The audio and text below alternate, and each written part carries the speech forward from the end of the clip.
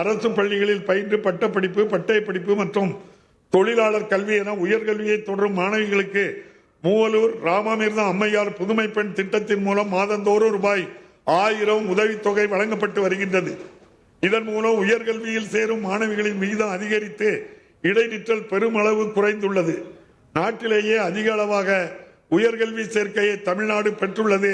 இத்திட்டத்தின் பங்களிப்பு முக்கியமானதாகும். குடும்பத்தின் வளர்ச்சிக்கும் பொருளாதாரத்திற்கும் பங்களிக்க வேண்டும் எனும் பெரும் கனவோடு தங்கள் இருப்பிடங்களை விட்டு நகரங்களுக்கு வரும் பெண்களுக்கு நவீன வசதிகளுடன் நியாயமான கட்டணத்தில் பாதுகாப்பான தங்கும் வசதியை பெற்றிட 19 தோழி விடுதிகள் ஏற்படுத்தியுள்ளன.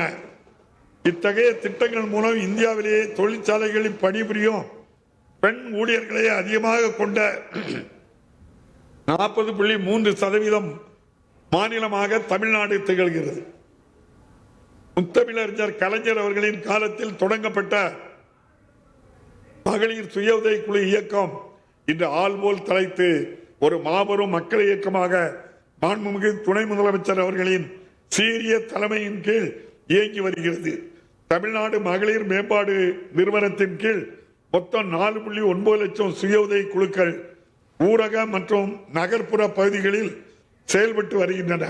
கடந்த 5 ஆண்டுகளில் 1,34,000 கோடி ரூபாய் வங்கிக் கடனாக மகளிர் சுய உதவி குழுக்கு வழங்கப்பட்டுள்ளது. வயது முதிர்ந்தோர் மற்றும் மாற்றுத்திறனாளிகளின் நலனை கருத்தில் கொண்டு பொது விநியோக திட்டம் பொருட்களை அவர்களின் இல்லத்திற்கே சென்று வழங்கிடும் பொருட்டு மாண்புமிகு முதலமைச்சர் தாய்மானவர் திட்டத்தை இந்த அரசு அறிமுகப்படுத்தியுள்ளது. இத்திட்டத்தின் கீழ் 18,37,000 குடும்ப அட்டைகளில் உள்ள 27,55,000 வயது முதிர்ந்தோர் மற்றும் மாற்றுத்திறனாளிகள் பயனடைந்து வருகிறார்கள். பகல் நேரங்களில் வயது முதிர்ந்தோரின் பாதுகாப்பு மற்றும் அவர்களுக்கு ஆதரவான சூழலை உறுதி செய்யும் பொருட்டு அன்புள்ளம் கொண்ட நமது மாண்புமிகு முதலமைச்சர் அவர்களின் வழிகாட்டுதலின்படி 25 அன்பு சோலை இல்லங்கள் உருவாக்கப்பட்டு தமிழ்நாடு முழுவதும் செயல்பட்டு வருகின்றன. ஆதிதிராவிடர் பழங்குடியினர் கல்வி மற்றும் சமூக முன்னேற்றத்தின் முன்னெடுப்புகளுக்கு தனி கவனம் செலுத்தப்பட்டு பல்வேறு முன்னோடி திட்டங்கள் செயல்படுத்தப்பட்டு வருகின்றன. அண்ணல் அம்பேத்கர் அவர்களின் பிறந்த நாளை சமத்துவ நாளாக நமது அரசு கடைபிடித்து வருகிறது. தமிழ்நாட்டின் பழங்குடியினர் மொழி வளங்கள் முறையாக ஆவணப்படுத்தப்பட்டு வருகின்றன. மேலும் ஆதிதிராவிடர் மற்றும் பழங்குடியின மக்களின் சமூக பொருளாதார நிலையை உயர்த்த இதுவரை 3 லட்சம் இலவச வீட்டுமனை இணையவழி பட்டாக்கள் வழங்கப்பட்டுள்ளன. அயோத்திதாச பண்டிதர் குடியிருப்பு மேம்பாட்டு திட்டத்தின் கீழ் ஆதிதிராவிட மக்கள் வசிக்கும் பகுதிகளில் ரூபாய் 1000 கோடி மதிப்பிலான உட்கட்டமைப்பு வசதிகள் உருவாக்கப்பட்டு வருகின்றன. மேலும் பழங்குடியினர் வாழும் பகுதிகளை மேம்படுத்துவதற்காக தொல்குடி திட்டத்தின் மூலம் ரூபாய் 1000 கோடி மதிப்பில் உள்கட்டமைப்பு வசதிகள் மேம்படுத்தப்பட்டு வருகின்றன. பழங்குடியினருக்கான 315 கோடி ரூபாய் மதிப்பில் 7,255 வீடுகள் கட்டப்பட்டுள்ளன. இது மட்டுமல்லாது 246 கிராம அறிவுசார் மையங்கள் ஆதிதிராவிடர் மக்களுக்கும் பயனளிக்கும் வகையில் தேவையான வசதிகளுடன் அவர்களின் வாழ்விடங்களிலேயே அமைக்கப்பட்டு வருகின்றன. முதலமைச்சரின் ஆதிதிராவிடர் மற்றும் பழங்குடியினர் சமூக பொருளாதார மேம்பாட்டிற்கான தொழில் முனைவோர் திட்டம் CM அறை தொடங்கப்பட்டதில் இருந்து இதுவரை 8,440 பயனாளிகளுக்கு 164 கோடி ரூபாய் மானியம் மட்டும் வழங்கப்பட்டுள்ளது. கடந்த 5 ஆண்டுகளில் நன்னிலம் மகளிர் நிலமடமை திட்டத்தின் கீழ் 1026 ஆதிதிராவிட மகளிருக்கு ரூபாய் 50 கோடி மானியம் அளிக்கப்பட்டு அவர்கள் தற்போது நில உடைமையாளர்களாக உயர்ந்துள்ளனர். அவர்களின் குடியிருப்பு வசதி மற்றும் வாழ்வாதாரத்தினை மேம்படுத்தும் நடவடிக்கைகளில் சிறப்பு கவனம் செலுத்தப்பட்டு வருகிறது. அண்ணல் அம்பேத்கர் அயலக கல்வி திட்டத்தின் கீழ் அதிகபட்ச உதவித்தொகையாக 36 லட்சம் ரூபாய் உயர்த்தப்பட்டுள்ளது. இத்திட்டம் அறிமுகப்படுத்தப்பட்ட 2003 ஆண்டு முதல் 2021 ஆண்டு வரை மிக குறைவாக 6 மாணவர்களே மட்டுமே பயனடைந்தனர். ஆனால் 2021 ஆண்டிலிருந்து இதுவரை 385 ஆதிதிராவிட மற்றும் பழங்குடியின மாணவர்களுக்கு 162 கோடி ரூபாய் உதவித்தொகை அளிக்கப்பட்டு அவர்கள் உலகெங்கிலும் உள்ள பல்வேறு புகழ்பெற்ற பல்கலைக்கழகங்களில் பயின்று வருகின்றனர். ஆதி திராவிட குடியிருப்புகளை குறிக்க பொதுவாக பயன்படுத்தப்படும் காலனி என்ற சொல் ஆதிக்கத்தின் அடையாளமாகவும் தீண்டாமையின் குறியீடாகவும் மாறிவிட்டதால் அச்சொல்லை அதிகாரப்பூர்வ ஆவணங்களில் இருந்தும் பொது பயன்பாட்டில் இருந்தும் நீக்குவதற்கு இந்த அரசு ஆணையிட்டுள்ளது. இதன் மூலம் பிறப்பினால் அனைவரும் சமம் செய்யும் தொழிலில் காட்டுகின்ற திறமையில் மட்டுமே வேறுபாடு காண முடியும் என்று ஐயன் திருவள்ளூரின் வாக்குக்கு மாண்புமிகு முதலமைச்சர் அவர்கள் செயல் வடிவம் அளித்துள்ளார்கள். அறியாமையால் இளைஞர்களின் பாதங்கள் அழிவு பாதையில் பயன்பட்டுவிடக் கூடாது என்பதற்காக போதைப் பொருட்கள் இல்லாத தமிழ்நாடு இயக்கம் இளைஞர்தம் அற உணர்வை வளர்த்திடும் வகையில் தந்தை பெரியார் நினைவு சொற்பொழிவு, மாநில அளவிலான சமூக நீதி பயிலரங்கம் போன்ற முன்னோடி திட்டங்கள் செயல்படுத்தப்பட்டு வருகின்றன. அரசு பள்ளி மாணவர்களுக்கு இளநிலை தொழிற்கல்வி படிப்புகளில் 7.5% உள்ஒதுக்கீடு அளிக்கும் திட்டத்தின் கீழ் கல்லூரிகளில் சேரும் மாணவர்களின் கல்வி, விடுதி மற்றும் போக்குவரத்து ஆகியவற்றுக்கான கட்டணத்தையும் அரசே ஏற்றுக்கொள்கிறது. இம்முன்னோடி திட்டத்திற்கு கடந்த 5 ஆண்டுகளில் 36,419 மாணவர்கள் பயன்பெறும் வகையில் 703 கோடி ரூபாய் நிதி ஒதுக்கம் செய்யப்பட்டுள்ளது. தேசிய நிறுவன தரவரிசை கட்டமைப்பின் NIRF இந்திய அளவில் உள்ள முதல் 100 உயர்கல்வி நிறுவனங்களில் 17 நிறுவனங்கள் அமையப்பெற்று தமிழ்நாடு தொடர்ந்து முதலிடத்தினை பெற்று வருகிறது. பெருந்தலைவர் காமராஜர் கல்லூரி மேம்பாட்டு திட்டத்தின் கீழ் கடந்த 4 ஆண்டுகளில் 909 கோடி ரூபாய் மதிப்பீட்டில் அரசு பொறியியல், கலை, அறிவியல் மற்றும் பல வகை தொழில்நுட்ப கல்லூரிகளில் கூடுதல் வகுப்பறைகள், ஆய்வகங்கள், பணிமனைகள், தகவல் தொழில்நுட்பம் உள்ளிட்டவை அனைத்து உட்கட்டமைப்பு வசதிகளையும் மேம்படுத்தும் நடவடிக்கைகள் மேற்கொள்ளப்பட்டு வருகின்றன. மேலும் இவ்வரசின் மிகப்பெரிய சாதனைகளில் ஒன்றாக கடந்த 5 ஆண்டுகளில் 36 கலை மற்றும் அறிவியல் கல்லூரிகள் புதிதாக துவக்கப்பட்டுள்ளன. வளர்ந்து வரும் தகவல் தொழில்நுட்ப யுகத்தில் நம் மாணவர்கள் செயற்கை நுண்ணறிவு உட்பட தொழில்நுட்ப துறையில் உள்ள வாய்ப்புகளை முழுமையாக பயன்படுத்திடவும் அத்துறையில் அரிய சாதனை படைத்திடவும் தமிழ்நாட்டில் உள்ள அறிவியல், பொறியியல், வேளாண்மை மற்றும் மருத்துவம் உட்பட பல்வேறு கல்லூரிகளில் பயின்று வரும் 10 லட்சம் மாணவர்களுக்கு இந்த ஆண்டில் 2172 கோடி ரூபாய் மதிப்பீட்டில் மடிக்கணினிகள் வழங்கப்பட்டு வருகின்றன. அரசின் இத்தகைய முயற்சியின் மாணவர்கள் அறிவுத்திறனை மேம்படுத்துவதுடன் உலகளாவிய போட்டித்திறன் கொண்ட மனித வளமாக அவர்களை உருவாக்கும் ஒரு வலுவான அடித்தளமாக திகழ்கிறது. அறிவு, தொழில்நுட்பம், புத்தாக்க முயற்சிகளை தொடர்ந்து ஊக்குவிப்பதன் மூலம் தமிழ்நாடு மேலும் முன்னேறி இந்தியாவின் வளர்ச்சி பயணத்தில் முன்னணி மாநிலமாக தமிழ்நாடு விளங்கும் என்பதில் எந்தவித ஐயமும் இல்லை. மாணவர்தம் உயர்கல்விக்கு உதவும் வகையில் புதுமை பெண், தமிழ் புதல்வன் ஆகிய திட்டங்களின் கீழ் மாதந்தோறும் 1000 ரூபாய் வழங்கி அவர்களது கல்வி செலவில் ஏற்படும் பற்றாக்குறை தணிக்கப்படுகிறது. இத்திட்டங்களின் மூலமாக 12 லட்சத்துக்கும் மேலான மாணவ மாணவியர்கள் பயன்பெற்று வருகின்றனர். இத்திட்டங்களுக்கு கடந்த 5 ஆண்டுகளில் இந்த அரசு 1831 கோடி ரூபாய் ஒதுக்கீடு செய்துள்ளது. 2021-22 ஆண்டில் ஆட்சி அமைந்த தொடக்கத்திலேயே கொரோனா பெருந்தொற்று காரணமாக பள்ளி படிப்பில் ஏற்பட்ட தொய்வை சரி செய்து இடைநிற்றலை குறைக்க தன்னார்வலர்கள் உதவியுடன் மாணவர்களின் இல்லத்துக்கே சென்று கல்வி வழங்க இல்லம் தேடி கல்வி திட்டம் அறிமுகப்படுத்தப்பட்டது. 1 முதல் 5 வகுப்பு வரை பயிலும் மாணவர்கள் எண்ணையும் எழுத்தையும் பழுதர கற்க உதவும் எண்ணும் எழுத்தும் திட்டமும், வாசிப்பதில் ஆர்வத்தை தூண்டுவதற்காக வாசிப்பு இயக்கமும் தொடங்கப்பட்டன. தகைசால் பள்ளிகள், கலை திருவிழா, உயர் தொழில்நுட்ப ஆய்வகங்கள், திறன்மிகு வகுப்பறைகள், தொழிற்கல்வி பாடத்திட்ட மறுசீரமைப்பு, ஆசிரியர்களுக்கு கைக்கணி என பல்வேறு முன்னெடுப்புகள் பள்ளிக்கல்வித்துறையில் மேற்கொள்ளப்பட்டுள்ளன. பேராசிரியர் அன்பழகன் பள்ளி மேம்பாடு திட்டத்தின் கீழ் வகுப்பறைகள், ஆய்வகங்கள், தகவல் தொழில்நுட்பங்கள் முதலிய உள்கட்டமைப்பு வசதிகள் மேம்படுத்தப்பட்டு வருகின்றன. தமிழ்நாட்டில் தொடக்க மற்றும் நடுநிலை பள்ளிகளின் கட்டமைப்பினை மேலும் வலுப்படுத்தும் வகையில் கடந்த 5 ஆண்டுகளில் 4247 பள்ளி கட்டிடங்கள் கட்டுமானத்திற்காக 1359 கோடி ரூபாய் ஒதுக்கீடு செய்யப்பட்டு பணிகள் மேற்கொள்ளப்பட்டு வருகின்றன. இது மட்டுமன்றி பள்ளிகளுக்கு புத்துயிர் அளித்திட 678 கோடி ரூபாய் மதிப்பீட்டில் பணிகள் மேற்கொள்ளப்பட்டுள்ளன. திசைதோறும் திராவிட முத்தமிழறிஞர் மொழிபெயர்ப்பு திட்டம், இளந்தளிர் இலக்கிய திட்டம், நாட்டுடைமையாக்கப்பட்ட நூல்கள் வெளியீடு என பல்வேறு முன்னெடுப்புகள் மூலம் தமிழ் பண்பாட்டை பேணி வளர்த்திடவும் அறிவு செல்வங்களான நூல்கள் வெளியிடப்பட்டு வருகின்றன. இலக்கிய திருவிழாக்கள், நூலகங்கள் போன்றவற்றின் வாயிலாக அறிவு பரவலாக்கமும் தொடர்ந்து நடைபெற்று வருகிறது. பள்ளி கல்வியை பரிவுடன் வளர்த்தெடுக்கும் பன்முகத்தன்மையிலான முயற்சிகள் வாயிலாக கல்விக்கான வலுவான அடித்தளம் இடப்படுகிறது. இளைஞர்களின் ஆற்றலை முழு அளவில் பயன்படுத்தி விளையாட்டு வீராங்கனைகளின் வளர்ச்சியை ஊக்குவிப்பதுடன் மாநிலத்தின் பெருமையையும் உலகறிய செய்யும் பரந்துபட்ட உட்கமைப்பை வசதிகள் நமது அரசால் மேற்கொள்ளப்பட்டு வருகின்றன. திறமை வாய்ந்த விளையாட்டு வீரர்களை அடையாளம் காணவும், அடையாளம் காணப்பட்ட வீரர்கள் விளையாட்டுகளில் முழுமையாக ஈடுபட தேவையான களங்களை அமைத்து தருவதிலும் அவர்களுக்கு தேவையான பயிற்சிகளை தருவதிலும் அரசு ஆர்வத்துடன் பல்வேறு நடவடிக்கைகளை மேற்கொண்டு வருகிறது. உள்ளூர் அளவிலான விளையாட்டு வீரர்கள் மாநில அளவிலும் தேசிய அளவிலும் உலக அளவிலும் வெற்றி பெற தேவையான அனைத்து முயற்சிகளும் முழு மூச்சுடன் முன்னெடுக்கப்பட்டு வருகின்றன.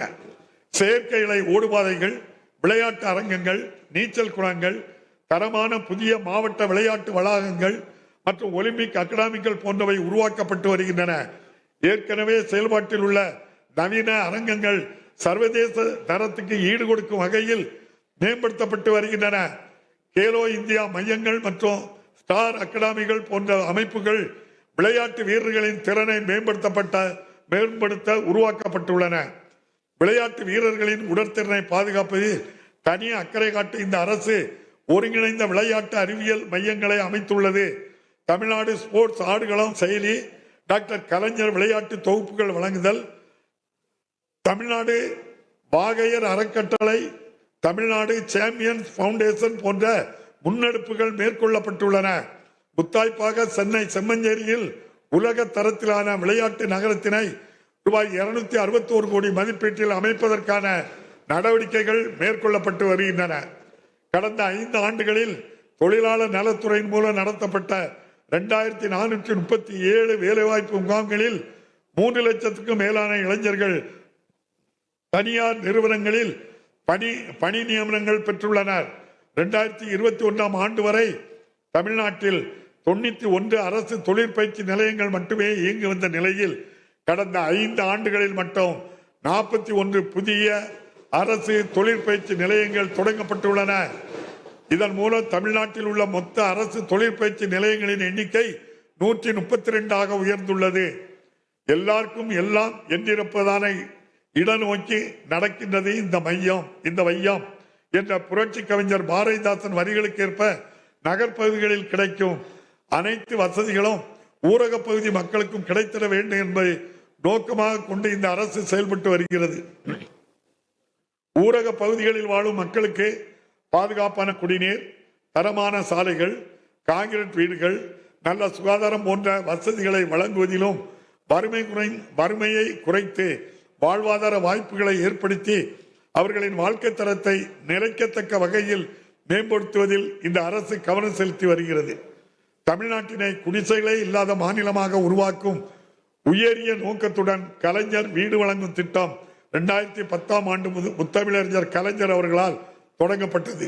இதன் தொடர்ச்சியாக 2030 ஆண்டிற்குள் குடிசை இல்லா தமிழ்நாடு என்று இலக்குடன் அறிவிக்கப்பட்ட கலைஞர் கனவு இல்ல திட்டத்தின் மூலம் எதிர்வரும் 6 ஆண்டுகளில் 8 லட்சம் கான்கிரீட் வீடுகள் கட்டப்படும் என அறிவிக்கப்பட்டு இதுவரை 1 லட்சம் வீடுகள் கட்டி முடிக்கப்பட்டுள்ளன. மேலும் 1 லட்சம் வீடுகளின் கட்டுமான பணிகள் நடைபெற்று வருகின்றன. இது மட்டுமன்றி பல்வேறு அரசு திட்டங்களின் கீழ் 2001 ஆண்டு வரை கட்டித்தரப்பட்ட 1,16,000 வீடுகள் 1016 கோடி ரூபாய் மதிப்பீட்டில் பழுது பார்க்கப்பட்டு புனரமைக்கப்பட்டுள்ளன.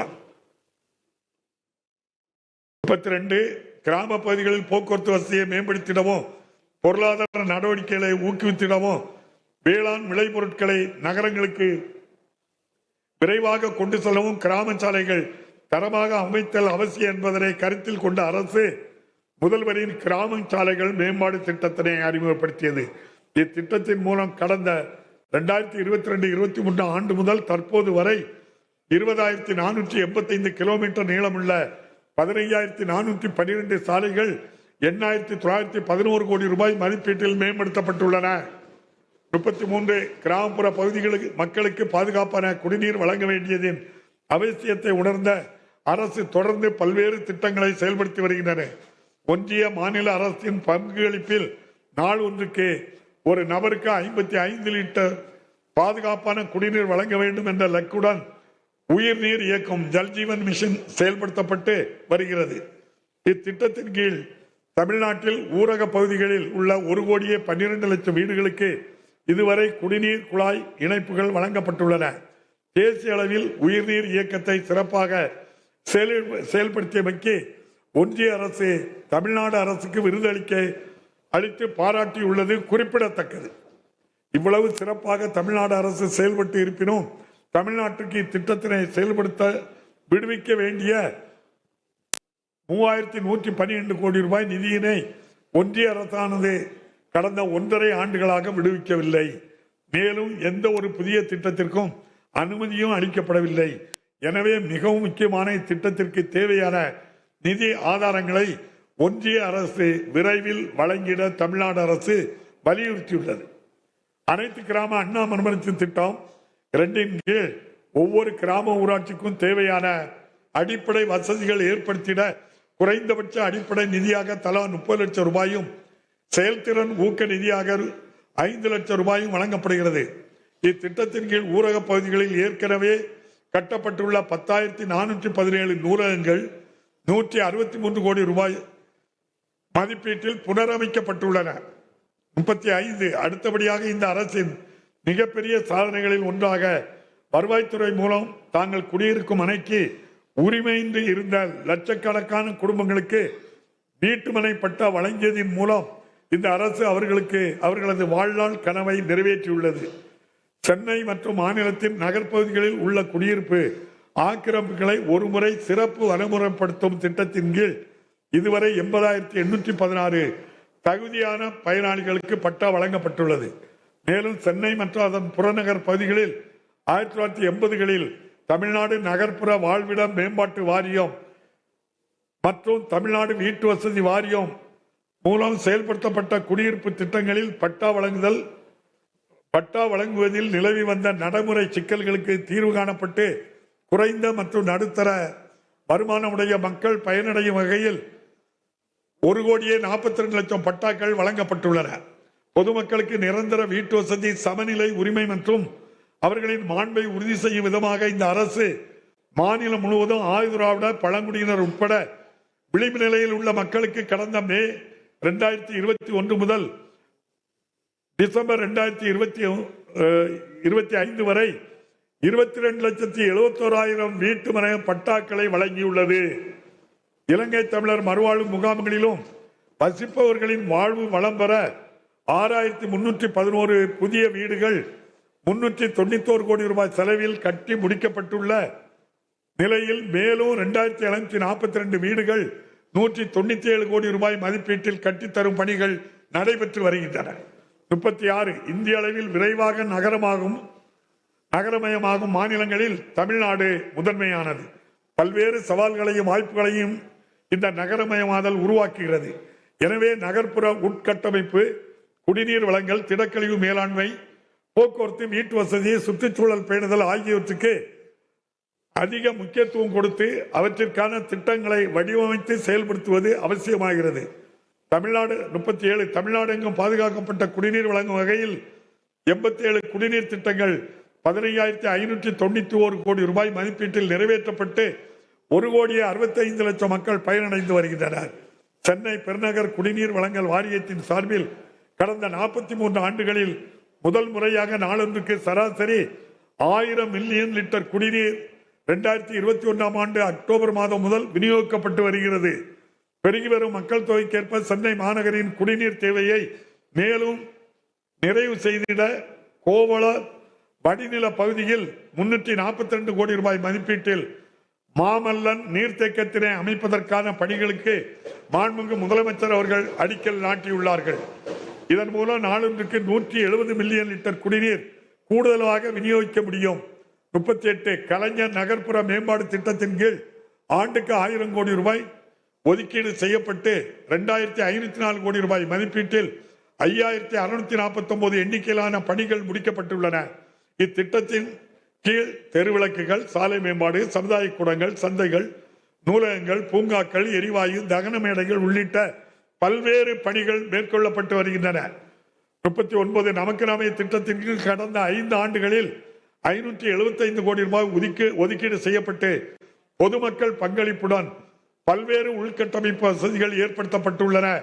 இத்திட்டத்தின் கீழ் ஆதிராவிடர் மற்றும் பழங்குடியினர் அதிக அளவில் பயன்பெறும் வகையில் பொதுமக்கள் பங்களிப்பு தொகை மொத்த மதிப்பீட்டில் 5 1 பகுதியாக நிர்ணயம் செய்யப்பட்டுள்ளது. தூய்மை பணியாளர்கள் தொழில் முனைவோராக மாற்றும் திட்டத்தின் கீழ் அவர்களின் சமூக பொருளாதார மேம்பாட்டுக்கு வழிவகை செய்யப்பட்டுள்ளது. 40 பொது போக்குவரத்தை மேம்படுத்திடும் வகையில் கடந்த 5 ஆண்டுகளில் மட்டும் 6871 புதிய பேருந்துகள் செயல்பாட்டுக்கு கொண்டு வரப்பட்டுள்ளன. மேலும் 5216 புதிய பேருந்துகள் கொள்முதல் செய்யப்பட்டு வருகின்றன. இது மட்டுமின்றி 3673 பேருந்துகள் புதுப்பிக்கப்பட்டுள்ளன. காற்று மாசுபடுவதையும் கார்பன் தடங்களையும் குறைத்திடும் முன்முயற்சியாக தமிழ்நாட்டின் வரலாற்றில் முதன்முறையாக 380 மின் பேருந்துகள் ரூபாய் 288 கோடி மதிப்பீட்டில் மாண்புமிகு முதலமைச்சர் அவர்களால் தொடங்கி வைக்கப்பட்டுள்ளன. 41 சமூக நீதி நோக்குடன் மக்கள் நல நாடு அரசாக செயல்பட்டு வரும் தமிழ்நாடு அரசு மக்களின் நல்வாழ்வை உறுதிப்படுத்துவதில் சிறப்பு கவனம் செலுத்தி வருகிறது. சென்னை கிண்டியில் தொடங்கப்பட்டுள்ள கலைஞர் நூற்றாண்டு உயர் சிறப்பு மருத்துவமனை 1000 படுக்கைகள் 15 அறுவை சிகிச்சை அரங்குகளுடன் சென்னையின் அடையாளங்களில் ஒன்றாக மாறியுள்ளது. மேலும் காஞ்சிபுரம் மாவட்டம் காரப்பேட்டையில் உள்ள அறிஞர் அண்ணா நினைவு புற்றுநோய் மருத்துவமனையானது 750 படுக்கை வசதிகளுடன் 6.66 லட்சம் சதுரடி பரப்பளவில் ஒரு ஒப்புயர்வு மையமாக செயல்படுத்தப்பட்டு வருகின்றது. 42 மக்கள் நலங்காக்கும் உயிர்காக்கும் இவ்வரசின் பல திட்டங்கள் பாராட்டுக்குரியவை. முதலமைச்சரின் விரிவான மருத்துவ காப்பீடு திட்டத்தில் பயனளிக்கும் பயனாளிகளுக்கான ஆண்டு வருமானம் 1,20,000 ரூபாயாக உயர்த்தப்பட்டு 5 லட்சம் ரூபாய் வரையிலும் மருத்துவ காப்பீடு ஆண்டுதோறும் வழங்கப்படுகிறது. இத்திட்டத்தின் கீழ் 2053 சிகிச்சை முறைகள் அங்கீகரிக்கப்பட்டு கடந்த 5 ஆண்டுகளில் 6769 கோடி ரூபாய் மதிப்பிலான காப்பீட்டு தொகை அனுமதிக்கப்பட்டுள்ளது. இத்திட்டத்தால் 1,45 லட்சம் குடும்பங்கள் பயனடைந்து வருகின்றன. இன்னுயிர் காப்போம் நம்மை காக்கும் 48 திட்டத்தின் மூலம் விபத்தால் பாதிக்கப்பட்ட 4 லட்சத்துக்கும் மேற்பட்டவர்கள் நலன் பெற்றுள்ளனர். 43 நோய் நாடி நோய் முதல் நாடி அது தணிக்கும் எனும் வள்ளுவனின் வழிகாட்டலின்படி செவ்வனே செயல்பட்டு வருகிறது. மக்களை தேடி மருத்துவ திட்டத்தின் கீழ் 2,51,00,000 பயனாளிகள் முதன்முறை சேவைகளை பெற்றுள்ளனர். 10,000க்கும் மேற்பட்ட பெண் சுகாதார தன் ஆர்வலர்கள் மூலம் அவர்களுக்கு தொடர் கவனிப்பும் அளிக்கப்பட்டு வருகின்றது. நோய்களை தொடக்க நிலையிலேயே கண்டறிந்து உரிய நேரத்தில் சிகிச்சை எடுக்க உதவும் நோக்கில் தொடங்கப்பட்ட நலங்காக்கும் ஸ்டாலின் திட்டத்தின் கீழ் தமிழ்நாடு முழுவதும் 986 சிறப்பு மருத்துவ முகாம்கள் நடத்தப்பட்டு இதன் மூலம் 15 லட்சத்திற்கும் மேலான மக்கள் உயர் சிறப்பு மருத்துவ சேவைகளை பெற்று பயனடைந்துள்ளனர். குழந்தைகள்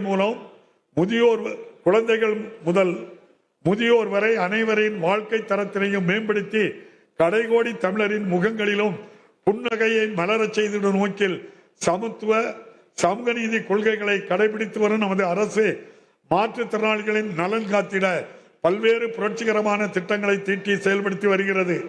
45 மாற்றுத்திறன் கொண்டோரை மாற்றுத்திறனாளி என்னும் கண்ணியமான சொல்லால் குறிப்பிட வேண்டும் என்பதை அறிவுறுத்தியதுடன் மாற்றுத்திறனாளிகளுக்கான பல்வேறு நலத்திட்டங்களை அறிமுகப்படுத்திய முத்தமிழறிஞர் கலைஞரின் வழியில் நடைபோடும் இந்த அரசு மாற்று திறன் கொண்டோரின் குறைபாடுகளை தொடக்க நிலையிலேயே கண்டறிந்து உரிய சிகிச்சை மற்றும் திறன் பயிற்சி அளிப்பதன் மூலம் அவர்கள் வாழ்வாதாரத்தை மேம்படுத்தும் நோக்கத்துடன் மாற்றுத்திறனாளிகள் உரிமைகள் திட்டத்தினை தமிழ்நாடு ரைட் செயல்படுத்தி வருகிறது. மாற்றுத்திறனாளிகளுக்கு சுயதொழில் தொடங்க கடனுதவி வழங்கப்படுகிறது. முதுகு தண்டுவடம் பாதிக்கப்பட்டவர்கள், அறிவுசார் குறைபாடு உடையோர், மனநலம் பாதிக்கப்பட்டவர்கள் ஆகியோருக்காக சிறப்பு இல்லங்கள் செயல்பட்டு வருகின்றன. 46 மாற்றுத்திறனாளிகள் வாழ்வில் மகுடம் சூட்டும் வகையில் தமிழ்நாட்டின் உள்ளாட்சி அமைப்புகளில் மாற்றுத்திறனாளிகளுக்கு நியமன முறையில் உறுப்பினராக்கும் வகையில் இந்த அரசு சட்ட திருத்தம் மேற்கொண்டுள்ளது. இதன் மூலம் 3631 மாற்றுத்திறனாளிகள் ஊரக மற்றும் நகர்ப்புற உள்ளாட்சி அமைப்புகளில் உறுப்பினர்களாகி தமிழ்நாட்டின் வளர்ச்சியை வடிவமைத்திடும் அரிய வாய்ப்பை பெற்றுள்ளனர். எல்லோருக்கும் எல்லாம் என்பதே இந்த அரசின் உயிர் நாடி என்பதை இந்நடவடிக்கை அழுத்தம் திருத்தமாக வெளிப்படுத்தியுள்ளது.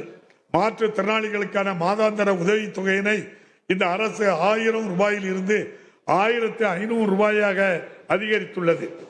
இதன் மூலம் 5,88,000 மாற்றுத்திறனாளிகள் பயனடைந்து வருகின்றனர்.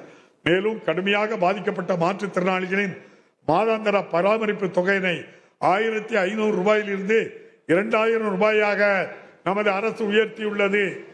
இதன் மூலம் 2,58,000 மாற்றுத்திறனாளிகள் பயனடைந்து வருகின்றனர்.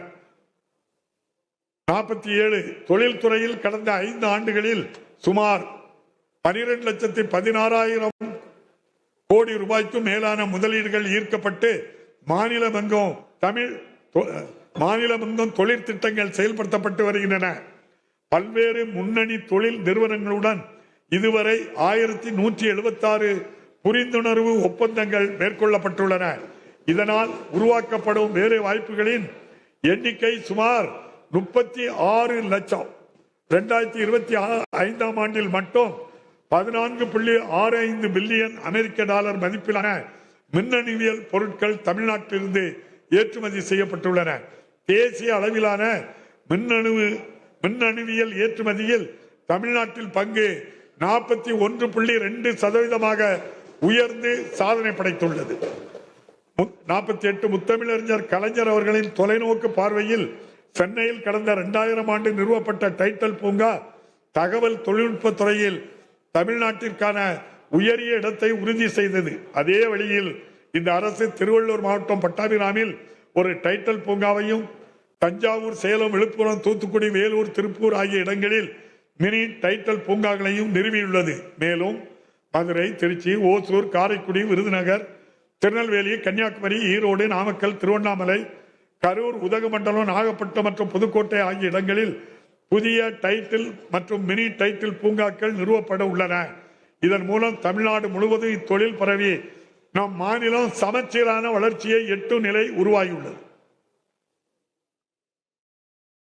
49 சென்னையில் 83 கோடி ரூபாய் மதிப்பீட்டில் நிதிநுட்ப நகரம் பின்டெக் சிட்டி ஒன்று உருவாக்கப்பட்டு வருகிறது. தொழில்துறையை ஊக்குவிக்கும் வகையில் தமிழ்நாடு ஆராய்ச்சி மற்றும் மேம்பாட்டு கொள்கை, தமிழ்நாடு காலனி மற்றும் தோல் பொருட்கள் கொள்கை என 18 புதிய துறைசார் கொள்கைகளை இந்த அரசு வெளியிட்டுள்ளது. 50 தமிழ்நாட்டில் சுமார் 40 லட்சம் குறு, சிறு மற்றும் நடுத்தர தொழில் நிறுவனங்கள் செயல்பட்டு வருகின்றன. இவை மாநிலத்தின் மொத்த தொழிற்சாலை உற்பத்தியில் மிக முக்கிய பங்கினை வகிக்கின்றன. தமிழ்நாடு வர்த்தக வரவுகள் தள்ளுபடி முறை என்னும் திட்டம், கலைஞர் கைவினை திட்டம் உள்ளிட்ட பல்வேறு திட்டங்கள் மூலம் குறு, சிறு, நடுத்தர தொழில்களை ஊக்குவிக்கும் பல்வேறு நடவடிக்கைகள் மேற்கொள்ளப்பட்டுள்ளன. தமிழ்நாடு புத்தொழில் மற்றும் புத்தாக்க கொள்கையும் வெளியிடப்பட்டுள்ளது. உலக புத்தொழில் மாநாடு, தொழிற்பயிற்சி மற்றும் முகாம்கள் என பல முன்னெடுப்பு நடவடிக்கைகள் மேற்கொள்ளப்படுகின்றன. 51 தமிழ்நாட்டில் உயர்ந்து வரும் மின் தேவையை நிறைவு செய்துவிடும் நோக்கில் உடன்குடி மற்றும் எண்ணூர் அனல் மின் நிலையங்களில் 2640 மெகாவாட் மின் உற்பத்தி திறன் கொண்ட புதிய அலகுகள் அமைக்கும் பணிகள் நிறைவு பெறும் தருவாயில் உள்ளன. மேலும் 520 மெகாவாட் மின் உற்பத்தி திறன் கொண்ட புனல் மின் நிலையங்கள், மின்கலன் சேமிப்பு அமைப்புகள் மற்றும் நீரேற்று மின் திட்டங்கள் பல்வேறு இடங்களில் அமைக்கப்பட்டு வருகின்றன. மேலும் எண்ணூர் அனல் மின் நிலைய விரிவாக்க திட்டம், உடன்குடி அனல் மின் திட்டம் நிலை 2 மற்றும் 3 மற்றும் தூத்துக்குடி அனல் மின் திட்டம் விரிவாக்கம் ஆகியவையும் செயல்படுத்தப்பட உள்ளன. இவற்றின் மூலம் வரும் ஆண்டுகளில் தமிழ்நாட்டின் மின் உற்பத்தி திறன் 7000 மெகாவாட்டிற்கும் அதிகமாக உயரும். இது மாநிலத்தின் தொழில்துறை வளர்ச்சிக்கு பேர் உதவியாக அமையப்பெறும். 52 நமது அரசு பொறுப்பேற்றதன் பின் மேட்டூர் அணையினை பாசன வசதிக்காக ஒவ்வொரு ஆண்டும் குறித்த நேரத்தில் திறக்கப்படுவதோடு கடந்த 4 ஆண்டுகளில் 450 கோடி ரூபாய் செலவில் தூர்வாரும் பணிகளும் மேற்கொள்ளப்பட்டுள்ளதால் கடைமடை வரை நீர் சேர்ந்து வேளாண் உற்பத்தியினை அதிகரித்து விவசாயிகளின் வாழ்வினை செம்மைப்படுத்தியுள்ளது. நீர் மேலாண்மையில் முன்னிலை வகிக்கும் தமிழ்நாட்டில் கடந்த 5 ஆண்டுகளில் மட்டும் 121 தடுப்பணைகள் மற்றும் 101 அணைக்கட்டுகள் ஆகியவை சுமார் 2086 கோடி ரூபாய் மதிப்பில் அமைக்கப்பட்டுள்ளன. இவை மட்டுமன்றி அத்திக்கடவு அவிநாசி திட்டத்தினை செயல்பாட்டிற்கு கொண்டு வந்ததன் மூலம் இதுவரை 1045 நீர்நிலைகள் நிரம்பியுள்ளன. இது மட்டுமல்லாது பல ஆண்டுகளாக முடிக்கப்படாமல் இருந்த தாமிரபரணி கருமேனி ஆறு நம்பியாறு திட்டத்தின் பணிகள் முடிக்கப்பட்டு தாமிரபரணி ஆற்றிலிருந்து மொத்தமாக 9.38 டிஎம்சி தண்ணீரானது திசைமலை மற்றும் சாத்தான்குளம் பகுதிகளில் உள்ள பல கிராமங்களுக்கு கொண்டு சேர்க்கப்பட்டுள்ளது. இத்திட்டத்தின் மூலம் கூடுதலாக 56,933 ஏக்கர் நிலங்கள் பாசன வசதி பெற்றுள்ளன. மாநிலங்களுக்கு இடையே பாயும் நதிகளின் நீரில் தனது நியாயமான பங்கினை பெறுவதற்கு தேவையான அனைத்து நடவடிக்கைகளையும் மாநில அரசு எடுத்து வருகிறது. நமக்கே உரிய நியாயமான நீர் பங்கீட்டில் நாம் ஒருபோதும் சமரசம் செய்து கொள்ள மாட்டோம். 53 வேளாண் உற்பத்தியையும் உணவு தன்னிறைவையும் முதன்மை நோக்கமாக கொண்டிருந்த வேளாண் துறை திராவிட மாடல் அரசு பொறுப்பேற்றுக் கொண்டது முதல் வேளாண்மை மற்றும் உழவர் நலத்துறையாக தற்போது செயல்பட்டு வருகிறது. 2021-22 நிதியாண்டு முதல் வேளாண்மை மற்றும் உழவர் நலத்துறைக்கென்று தனி நிதிநிலை அறிக்கை அளிக்கப்பட்டு வருகிறது. கல்வி ஆராய்ச்சி தொடங்கி சந்தைப்படுத்தல் வரையிலும் வேளாண்மையுடன் தொடர்புடைய அனைத்து துறைகளையும் ஒருங்கிணைந்த வகையில் செயல்படுவதற்கான விரிவான செயல் திட்டமாக வேளாண் நிதிநிலை அறிக்கைகள் அமைந்துள்ளன. 54 பண்பாட்டில் மட்டுமன்றி வேளாண்மையிலும் தமிழிலும் மரபுகளையும் பன்மைத்துவத்தையும் பேணி பாதுகாத்து வருகிறது. ஒருபுறம் தமிழ்நாட்டின் பாசன வேளாண்மை நவீனமடைவதற்கு தனி திட்டங்கள் பல செயல்படுத்தப்பட்டு வருகின்றன என்றால், மறுபுறம் மரபுசார் நெல் ரகங்களை பாதுகாக்க மானியத்துடன் விதை நெல்லும் விநியோகம் செய்யப்பட்டு வருகின்றன. மண்ணுக்கேற்ற விவசாயத்தை ஊக்குவிக்கும் வகையில் 25 மாவட்டங்களில் சிறுதானிய இயக்கம் முடுக்கிவிடப்பட்டுள்ளது. சிறுதானியங்களுக்கு அளிக்கப்பட்டு வரும் சிறப்பு கவனம் காரணமாக சிறுதானியங்களின் சாகுபடி பரப்பு கணிசமாக அதிகரித்துள்ளது. 55 சூழலியல் நோக்கோடு உயிர்ம வேளாண்மையையும் இயற்கை இடுபொருள் பயன்பாட்டையும் இந்த அரசு தொடர்ந்து ஊக்குவித்து வருகிறது. முதலமைச்சரின் மண்ணுயிர் காத்து மண்ணுயிர் காப்போம் ஒரு அரசு திட்டமாக மட்டுமின்றி ஒரு சூழியல் இயக்கமாகவே மாறியுள்ளது. கலைஞரின் அனைத்து கிராம ஒருங்கிணைந்த வேளாண் வளர்ச்சி திட்டத்தின் கீழ் விவசாய குழுக்களுக்கு தேவையான கிணறு வசதிகள், உலர்கள வசதியுடன் கூடிய தரம் பிரிப்பு கூடங்கள் ஆகியவை ஏற்படுத்தப்பட்டு வருகின்றன.